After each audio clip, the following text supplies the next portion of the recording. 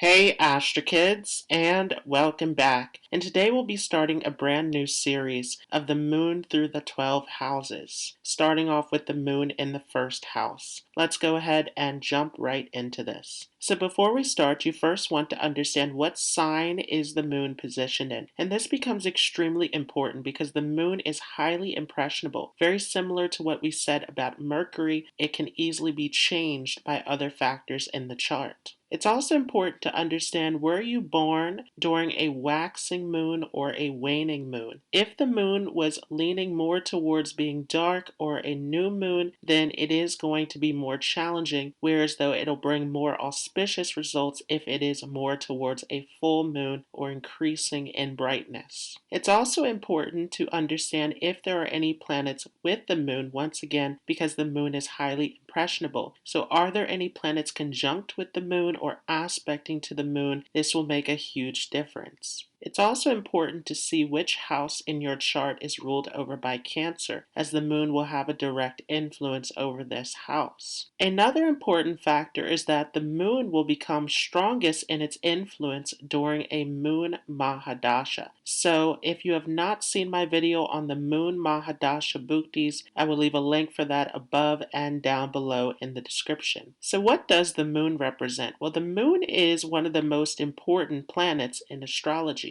The moon actually is one of the indicators of personality, and so therefore we can read a person's chart from the moon's position as well. Similar to how we can see a person's chart from the ascendant, we can actually put the moon in the first house and read the chart from the moon's position as well. This is known as Chandra Lagna, the moon chart. And so if you have the moon in the first house of your chart, then your natal chart and your moon chart will be exactly the same. And so the moon becomes a huge signifactor of the personality. This is why the moon becomes very important in Vedic astrology, and even understanding the nakshatra that your moon is placed in becomes highly important as well. If you have not seen my videos on the moon through the 27 nakshatras, I will leave a link for that above and down below in the description as well. So the moon is a huge signifactor of the mother. It represents the nourishment, comfort, and safety that we have in life, which starts with the relationship with the mother. But also, throughout your life, it represents your sense of comfort and security as well. The moon also represents the mind, so it is how you think, how you feel, how you react, your impressions of life, how you're perceiving everything. The moon is your connection to the world around you, how you perceive your environment, how you are expressing and relating and adapting to everything that is within your environment. So therefore, the moon is a highly emotional planet that speaks to the psyche. It speaks to the nature of your mind. The moon also signifies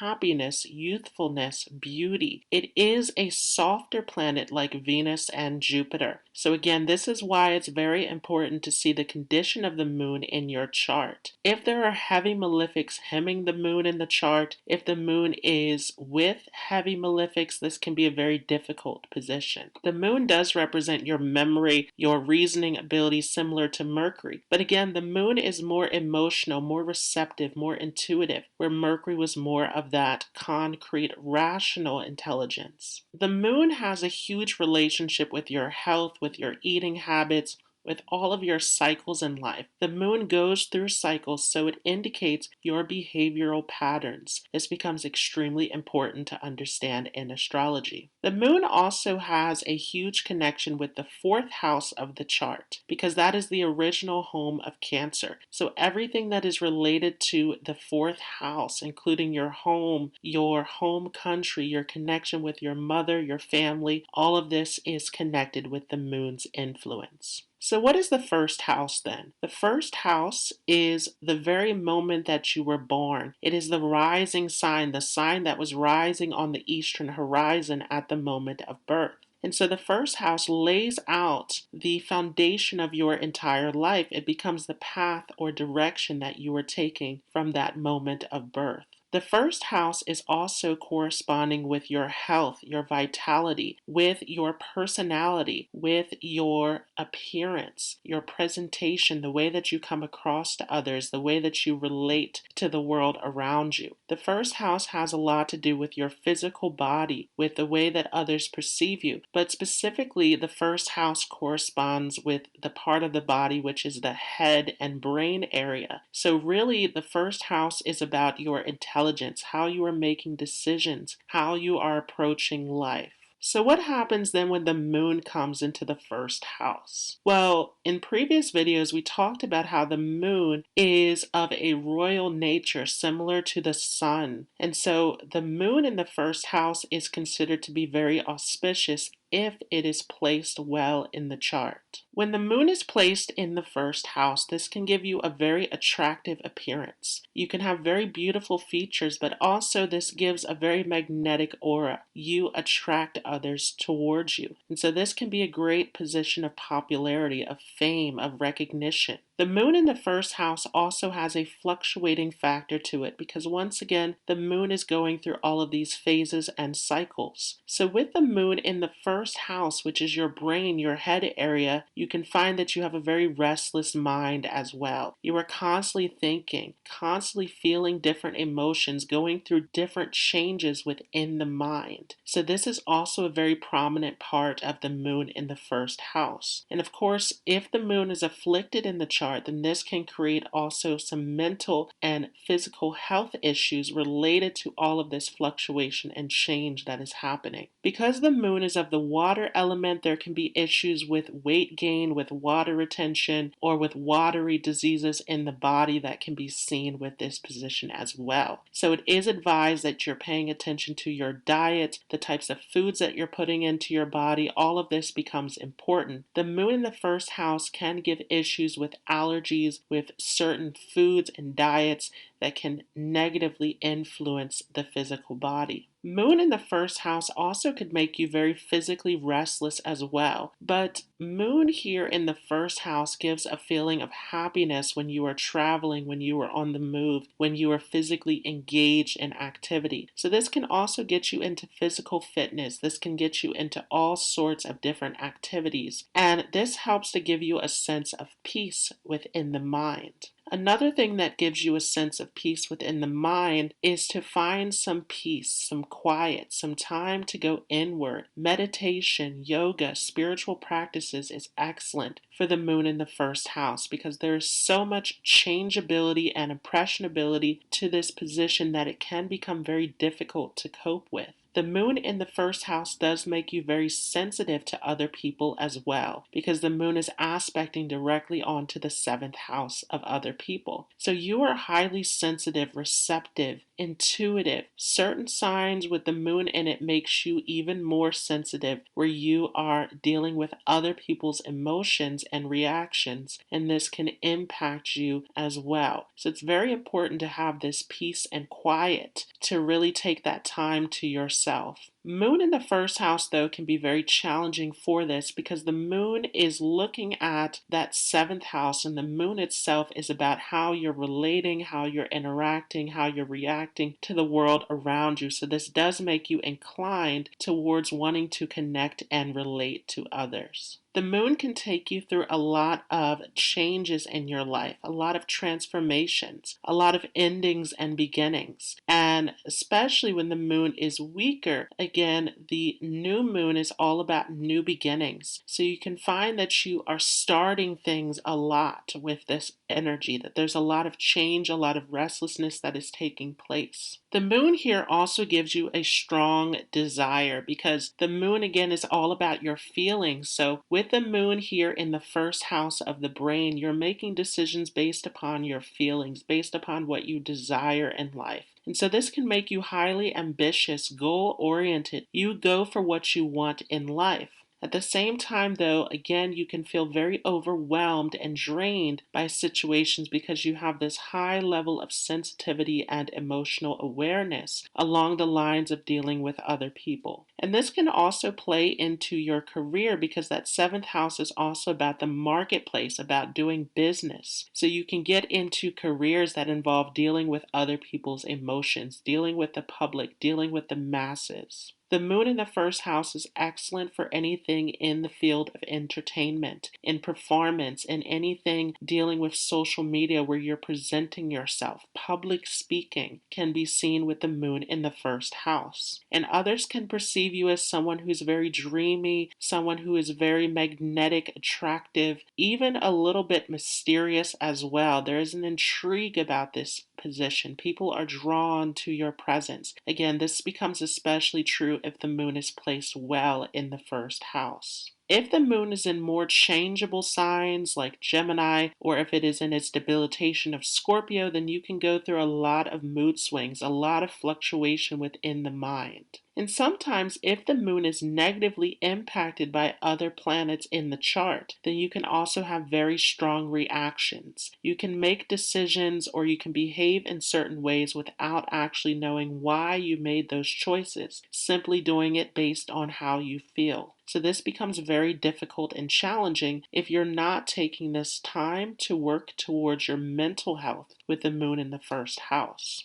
The moon also is a signifactor of the relationship with the mother, as I mentioned earlier. So the moon in the first house is definitely going to mean that you are strongly influenced by your mother or by a motherly figure in your life. And this can be negative or positive depending upon how the moon is placed in this first house. But either way, the mother is going to have a strong influence over how you behave, over the direction that you take in life. And this can play out as your mother being someone who is guiding you, giving you wisdom and direction in life, being someone who is nurturing and friendly and supportive towards you. Or on the more negative side, the mother could be having some conflicts and issues in this relationship. So you can have conflicts with your mother. Your mother could be unavailable in the relationship with you, or the mother could have passed on with this position. In some way, though, the mother is going to have a very strong impact on the decision that you make in life. So even if the mother is someone who is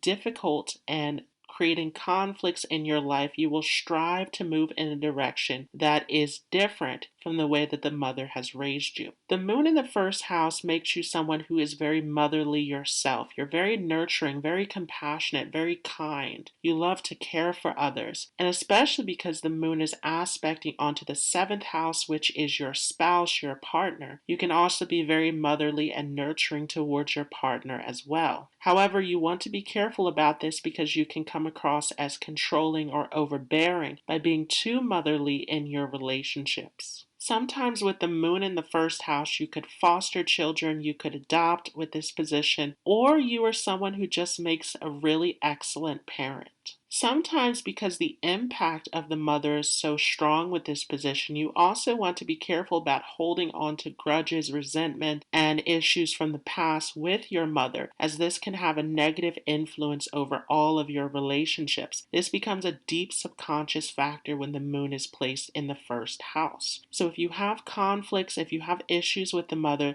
then definitely there is some psychological work that needs to take place in order for you to move forward and to have happy and balanced relationships. The moon in the first house definitely gives you a balanced approach to how you want to interact with others. You seek to please others, to be caring, to be diplomatic in your interactions. And so this can make you very well liked by others as well. And definitely if the moon is positioned well in this chart, then you can get an excellent spouse where you can have a very diplomatic and balanced relationship as well. Sometimes the moon can indicate a politician, anyone, again, involved in the public, involved in society, because the moon itself rules over politics. So this can also be seen as well. People definitely perceive you as someone who's very charismatic, who is an excellent speaker. The moon here also can make you very skilled in business. Again, that seventh house is the house of business, so you can be very skilled in the business world in knowing what other people are looking for as far as the trends and everything that is happening within society. This can be an excellent position, especially if the moon is placed well, to get involved in business partnership. If you find conflicts and difficulties in relationships, then sometimes this can create a shyness, a sense of pulling back and retreating from relationships later in life. The moon here can sometimes give early relationship situations. So this also can have a huge psychological effect on how you relate to the world around you. Again, you want to resolve any of these conflicts and issues related to the mind before getting into relationship situations. Having that time to yourself, having that time to really work on your individuality, finding yourself becomes extremely important with this position. And because the moon is so changeable, you can also have a huge love for travel and movement as well. Sometimes because the moon is about what makes you feel safe and comfortable, you can also stay in a routine situation. You can stay in what makes you feel comfortable and safe. And this can result in missing out on opportunities. So in certain positions with the moon placed in the first house, you want to make that effort to push yourself out of your comfort zone a little bit, to really make some changes that you are seeking in your life. The moon here can also be excellent for research. Again, that time of reflecting, of going inward, and for writing ability, because the moon gives you a huge imagination in this first house in some positions as well. This can definitely make you a dreamer, someone who's very talented and skillful. And in general, if the moon is placed well, then you're a very adaptable person, very flexible. You're able to go with the flow of situations and to make the most out of it. Sometimes the moon can also give you a very youthful, happy appearance as well in certain positions, because the moon itself is about youthfulness. If you go back to the stories of the moon god in Vedic astrology, Chandra Dev is known for his youthful and beautiful appearance. So this can also be seen in you as well. And again, you can have this huge connection with children, which brings out your youthfulness and happiness as well. So a lot of happiness can come through your relationship with younger people. You could even be a teacher with this position as well.